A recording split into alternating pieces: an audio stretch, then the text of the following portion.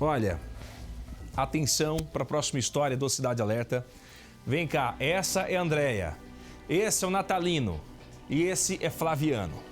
3 pessoas e uma história.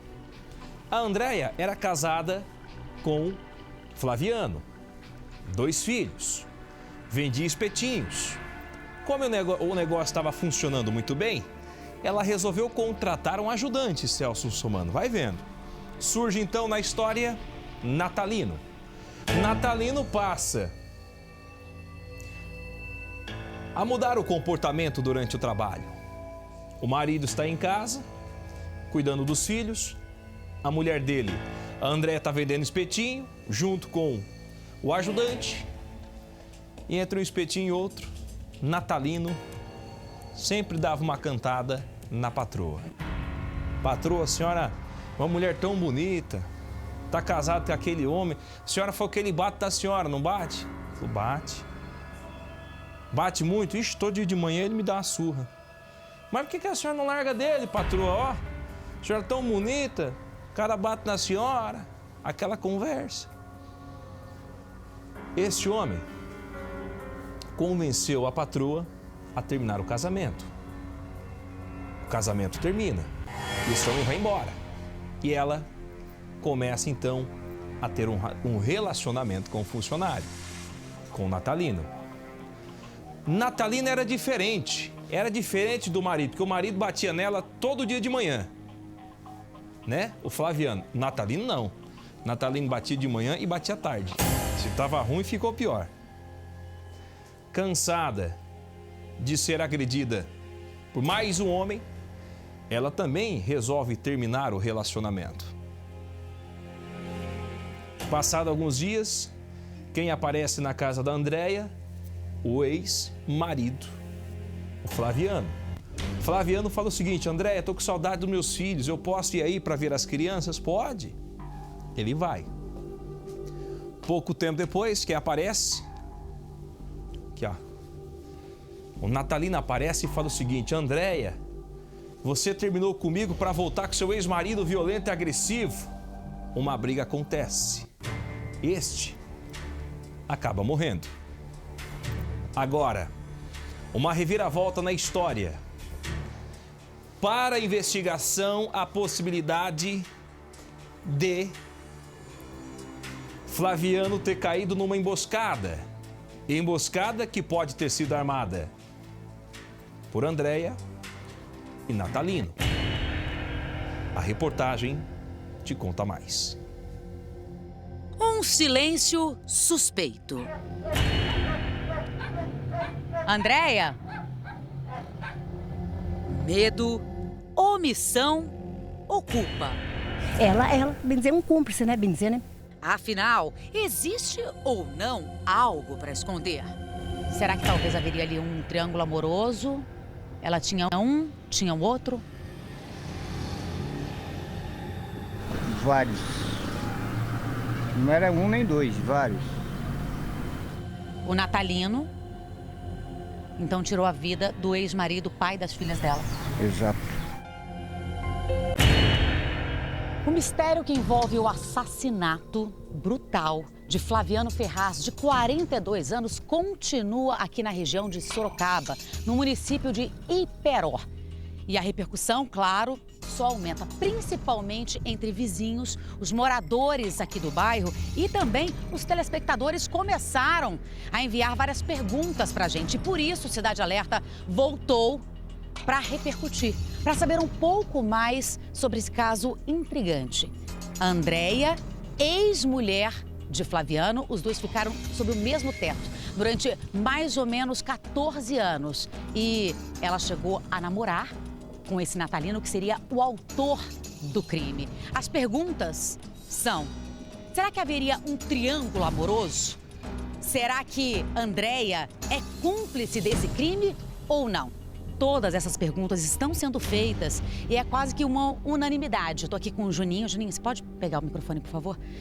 É quase que uma unanimidade aqui, né, na cidade, de que a versão dela, da Andréia, não é verdadeira? Não, é falso. Mentiu. Ela tá mentindo. Porque no tempo que ela estava casada com o Flaviano, ela já estava ficando com ele, estava traindo ele, mas ele estava na mesma casa junto. E quando aconteceu o primeiro desavença entre os dois, que o Natalino tentou matar ela, o Flaviano saiu do trabalho dele, chegou na casa de noite, que ele só saía 9, 10 horas da noite do trabalho, e encontrou os dois juntos na casa. E o Natalino foi pra cima dele, falando que ia ficar com a mulher dele, foi pra cima dele com a faca, desferindo um golpe de faca, ele tomou a faca e conseguiu acertar o Natalino, que saiu correndo. E a mulher, nesse dia, abriu o B.O. contra ele, os dois, falando que ele tentou matar o Natalino. Só para que você que está em casa entenda, Juninho, vou pedir para você esperar aqui, desculpa passar na sua frente, mas vem cá comigo. Ali, olha só onde está estacionado, ali onde está estacionado o carro prata, ficava a barbearia. Ele trabalhava ali, o Flaviano, durante mais ou menos 5 anos e, segundo a própria família dele e também os vizinhos, ele já queria sim se separar, mas ainda morava na mesma casa e muitas vezes trazia as próprias filhas menores de idade para dormir aqui com ele. Eles já tinham várias desavenças, ainda segundo os moradores, e ela é quem o ameaçaria. A Andréia, em entrevista pra gente, disse que ele, ou seja, o Flaviano, era uma pessoa às vezes agressiva. Era isso? Não era, não. Ele é gente boa demais, ele só ajudava ela. Às vezes, como ela não fazia nada, só ficava na costa dele, que ele trabalhava demais, pô, desde manhã até 9, 10 horas da noite, 11 horas da noite, virava a noite trabalhando aí. Ela chegava, as meninas chegavam aí e falavam que não tinha nada pra comer, só tinha arroz, não tinha nada. Ele chegava no mercado lá, comprava 200, 300 reais e levava pra ele, e ela pegava a comida que ele levava na casa e dava pro cara lá. Natalino. O Natalino. Levava pro Natalino. E ele estando junto, ele tinha entrado na justiça pra dividir a casa, né? Que já tinha separado por causa desse ocorrido que teve aí, que o cara tentou matar ele.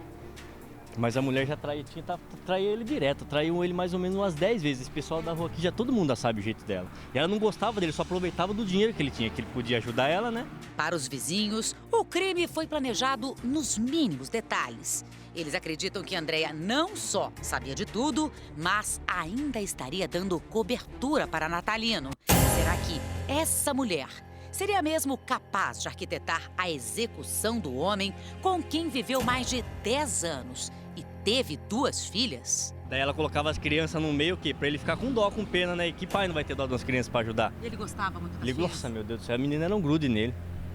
Principalmente a pequenininha, a loirinha.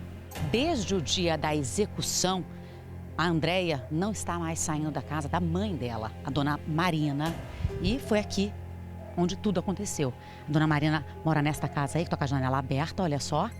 E elas ficam assim, dentro de casa, com os portões fechados, da frente, o portão de lado, porque ela tem medo de ser agredida. Isso porque a gente chegou até a andar bastante aqui pela cidade e a gente não encontrou nenhuma pessoa. A gente tentou, mas não encontramos nenhuma pessoa que não seja, claro, da família dela e que sustente outra versão, a não ser de que ela teria participação no crime. Só para relembrar você que está acompanhando a reportagem, o Flaviano, ele estava subindo esta rua principal aqui, ele virou à direita e, segundo testemunhas, o Natalino já estaria onde essas pessoas estão, onde funciona um barzinho. Ele estaria ali esperando de tocaia, segundo eu repito, os moradores, a chegada do Flaviano. Ele estaria de costas e ele foi então apunhalado, né? No caso, ele pegou uma faca, efetuou vários golpes. Ele chegou a correr, o Flaviano, mas caiu logo depois do portão aqui da casa, onde a Andréia mora. Só que ela não estava aqui. As testemunhas disseram que ele ainda ficou bastante tempo aqui pedindo ajuda e pedindo para ver as filhas, mas seria o último dia da vida dele. A gente vai conversar com a Andréia. Olha só, portões fechados completamente, aqui cadeado, tá? E não estão abrindo para nada. As pessoas estão xingando, estão acusando e a gente vai tentar falar com ela. Tudo bem com o senhor? O senhor chama a Andréia pra gente? A demora deu sinal de uma possível desistência. Mas por que Andréia tomaria a decisão de se isolar, sendo que não cometeu nada de errado? Por que se calar e não gritar por justiça em nome do ex-marido? Depois da minha insistência, a Andréia decidiu se pronunciar. Mas assim, atrás das grades. Não é para eu me expor mais. Ele acabou de falar comigo pelo celular. Você não quer mais falar? Não posso mais. Um dia, em entrevista de cara limpa. 2 dias depois, proibida de se expor na televisão. Andréia disse desde o começo que estava sendo alvo de críticas e ameaças. Mas por quê? Tanta gente estaria contra ela numa situação de fragilidade. Uma armação que ela fez. Ali foi uma armação que ela fez. Enquanto Andréia não é chamada para depor, a casa permanece assim, trancada. Ninguém sai, ninguém entra. Já o lugar que abrigou durante anos o assassino está bem diferente. Bom, pelo que vocês puderam perceber, só os cachorros do lado de fora. E o que mais chama a atenção é isso, o portão entreaberto. Ali não tem porta na casa, né? Mas não há movimento algum. E segundo a pessoa que trabalha na borracharia, não quis se identificar, não quis falar nada. Tem medo, claro. Parece que conhece o Natalino, né? Mas não quis falar nada sobre ele. Ele morava nesta casa aqui que agora está abandonada. Todos ali têm receio de falar sobre o assunto. O único vizinho que aceitou conversar, com a condição de não ser identificado, confirmou que Natalino sempre teve atitudes suspeitas e o passado dele já o condenava. Eu não falava com ele, né? Por quê? Porque não, porque eu sou dessa opinião, quando eu sei que o cara não vale nada, eu nem quero conversa com ele. Então, pra mim... Mas por que o senhor está falando que ele não valia nada? O senhor já me imaginava isso? Eu conheci ele fazia tempo assim, né? Eu sabia o que ele aprontava por aí, mas... Quem faz coisa errada... Mas aqui na casa ele fazia barulho? Não, ele já era preso, de todas as mulheres que moravam com ele, ele judiava das mulheres e tudo, mas E a dúvida continua. Qual a verdadeira identidade de Andréia? Uma viúva que chora pela morte cruel do ex-marido ou uma cúmplice de um crime?